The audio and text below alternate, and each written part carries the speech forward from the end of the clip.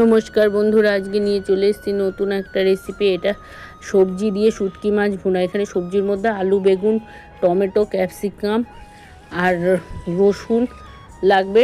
প্রথমে রসুন আর পেঁয়াজটা ভালো করে ফ্রাই করে দিই, তারপর এর মধ্যে লঙ্কা অ্যাড করে দিই। লঙ্কাটা দিয়েও ভালো করে ফ্রাই করে লবণ দিয়ে দিই।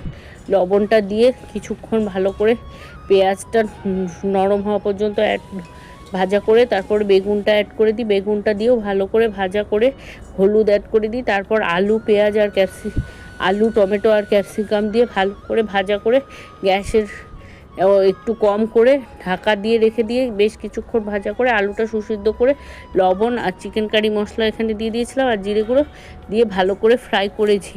করে শুটকি মাছটা জলে ভালো করে সেদ্ধ করে নিয়ে শুটকি মাছটা অ্যাড করে ভালো করে নাড়িয়ে কষিয়ে নিই। কষিয়ে এটাকে নামিয়ে দিয়েছি। লবণ আর